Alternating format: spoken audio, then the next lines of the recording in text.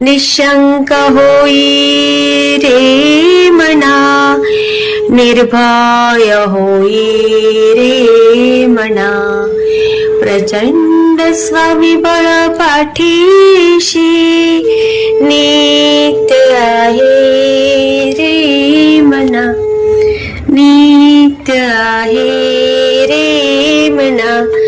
जय शिवदत्त श्री स्वामी समर्थ महाराज.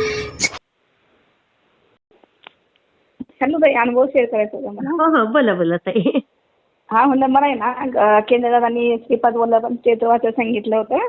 कशासाठी ताई, काय प्रॉब्लेम? असंच म्हणजे मी तीन गुणचे पारायण सांगितले होते मला ना. तर म्हणलं मला श्रीपाद वल्लभांचं करू का, तर म्हणले कर.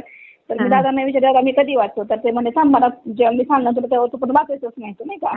अच्छा अच्छा. हा हा. तर म्हणलं हो चालेल. मग दादांना काहीतरी मंगळवारी फोन केला, दादा गुरुवारपासून चालू करू का मी वाचायला. बुधवारी काहीतरी फोन केला, मग दादा नाही शनिवारीच करायचं. नंतर परत मग पौर्णिमेला अक्कलकोटला जायचे म्हणा नाही का. हा हा हा हा हा. तर मला म्हणलं परत फोन करू, दादा कसं करायचं म्हणलं मला अक्कलकोटला जायचंय परत आपल्याला पौर्णिमेला. म्हणजे तू गुरुचरित्र वाचून घे, ते वल्लभचरित्र वाचून घे आणि वाचल्यानंतर आपण जाऊ नाही का. अच्छा. हा हा. तर मग मी त्या दिवशी काय केलं, म्हणलं दादा बोलतात ना, दादांच्या पद्धत दादा म्हणतात मी शनिवार 2 दिवस विचार केला की बाबा काय करू आता, कधी वाचू गुरुवारी कशी गुरुवारी नाही का. हो हो हो हो.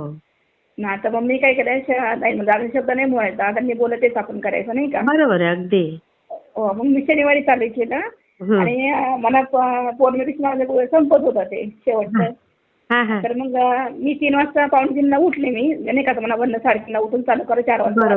बरोबर. 5:30 मध्ये माझं वाचन होईल नाही का.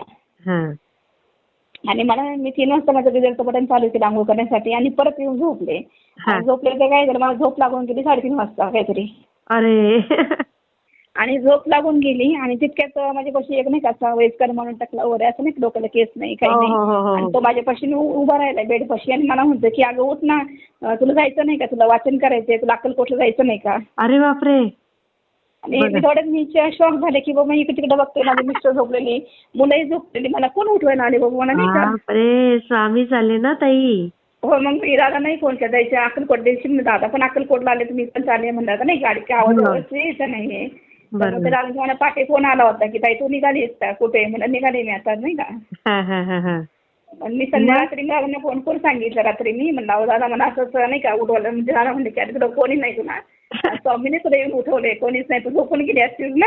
हो बघा ताई किती छान, म्हणजे स्वामी आपल्याकडनं करून घेतात हे सगळं.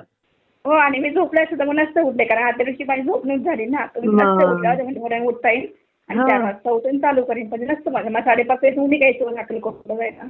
अरे वा. मग गेल्या होत्या अक्कलकोटला? हो गेले होते. दादा मला बोलले की दादा म्हणून बोलले मी, कारण मी दादा अनुभव शेअर करू का ताईंना नाही का. दादा म्हणजे आता फोन करा, आता पण ताई मोकळेच जातात. आता किती 10:30 वाजलेत ना, 10:15 वाजलेत, तुम्ही फोन करा, उशीर दिन ताई फोन म्हणले. बरं. आणि पहिला अनुभव शेअर केला तुम्हाला. तुमचं नाव सेव्ह आहे माझ्याकडे, पण तुम्हाला सांगायचंय नाही नंतर आपण बघू. चांगला मोठा अनुभव स्वामींनी दिला ना आपला. बरं नाव सांगू चालेल.